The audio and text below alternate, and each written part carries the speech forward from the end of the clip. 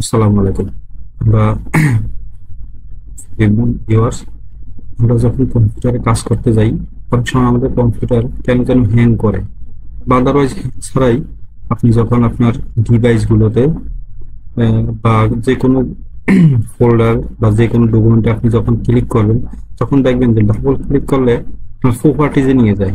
যেমন আপনি দেখেন, এই যে আমি ডাবল ক্লিক করলাম, আমাকে একবারে আপনার প্রপার্টিজে নিয়ে আসছে। তো আমি মানে প্রপার্টি আমি আমার ডকুমেন্টের ভিতরে ঢুকতে পারতেছি না এবং কোনো কাজে করতে পারতেছি না। আপনি দেখেন প্রত্যেকটাতে, আমি যদি আমার প্রত্যেকটা ফোল্ডারে যাই, যে আমার কতগুলো ভিডিও ক্লিপ আছে, আমি যাই, সেম সমস্যা সেম সমস্যা। আমরা যদি আরো কয়েকটা দেখি, আপনি দেখেন, যদি আমি এখানে একটা ফোল্ডারে আসি, এটাতে কোনো ফোল্ডার নেই। যদি আমি এখানে একটা কোনো ফোল্ডারে আসি, যদি চাই, সেম অবস্থা, সরাসরি আপনার প্রপার্টিজে নিয়ে আসে। তাহলে এই সমস্যা থেকে আসলে কিভাবে সমাধান পাওয়া যায়? যে আপনি যদি আমরা পিসিতেও যাই, আপনি দেখেন সেই সেম সমস্যায় মনে করেন আমরা আসলে কোনো কাজ করতে পারিনি। তো আজকে দেখবো যে এই সমস্যা থেকে আসলে আমরা কিভাবে সমাধান পেতে পারি, পেতে পারি। আপনি যদি আবার এখান থেকে প্রবেশ করার চেষ্টা করেন, দেখেন এখানেও হচ্ছে না। অর্থাৎ আপনি যেখানেই যান, আপনাকে সরাসরি প্রপার্টিজে নিয়ে আসে। তো এখান থেকে যে কিভাবে এই সমস্যাটা সমাধান করা যায়, আমরা সেটাই দেখব। আপনি প্রথমে কি করবেন, আপনার কিবোর্ডের যে ডান পাশে, আপনার কিবোর্ডের ডান পাশে দেখেন, বাম পাশে এবং ডান পাশে দুইটাতেই, বাম পাশে শিফট কন্ট্রোল এবং আল্টার, হ্যাঁ, শিফট কন্ট্রোল এবং আল্টার, এবং ঠিক আপনার কিবোর্ডের ডান পাশে, অর্থাৎ যে স্পেস যে বাটনটা, এই স্পেস বাটনের বাম পাশে এবং স্পেস বাটনের ডান পাশে কন্ট্রোল শিফট আল্টার।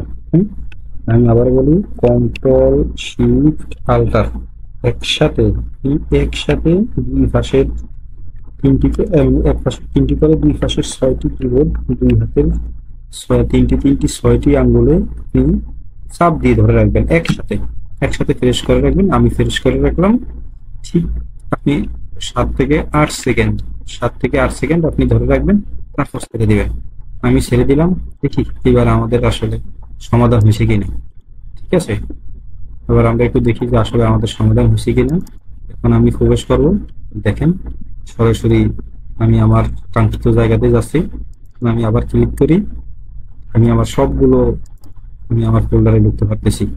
এর আগে দেখেন আমি কিন্তু একটা ফোল্ডারও ঢুকতে পারিনি, হ্যাঁ, একটা ফোল্ডারও ঢুকতে পারিনি। প্রত্যেকটা ফোল্ডারে আমি ট্রাই করছিলাম, প্রত্যেকটা ফোল্ডারেই আমাকে কি করছে, সরাসরি প্রপার্টিজে নিয়ে গেছে।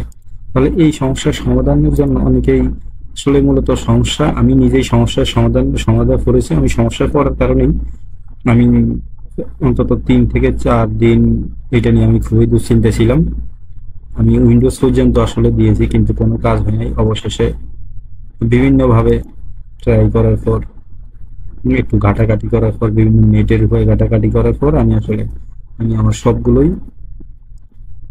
আমি আমার সমাধান করতে চেষ্টা করছি। তো চিন্তা করলাম যে মনে করেন আমার মতো তারও অনেকেই সমস্যার সমাধানে পড়ে, তাহলে সেই সমস্যার অন্তত যেন সবাই সমাধান খুঁজে পায়, যার জন্য করলাম এই ভিডিওটি আর কি। এই ভিডিওটি করছি মূলত আপনাদের জন্যই। আপনারা দেখেন, এখন এর আগে কিন্তু আমার সরাসরি প্রপার্টিজ ওপেন হয়ে গেছিল, ঠিক আছে। এখন কিন্তু আপনি মূলত প্রপার্টিজ ওপেন হয়নি। প্রপার্টিজ ওপেন না হয়ে সরাসরি কিন্তু আমি আমার ফোল্ডারে বা আমি আমার যে সবগুলো ডকুমেন্টে আছে, ওই ডকুমেন্ট গুলোতে আমি সরাসরি উপস্থিত হতে পারছি। ঠিক আছে, তো আজ এই পর্যন্তই। পরবর্তীতে দেখা হবে কোনো একটা টিপস অ্যান্ড ট্রিক্স নিয়ে, যেটা আসলে প্রত্যেকের যেন উপকারে হয়।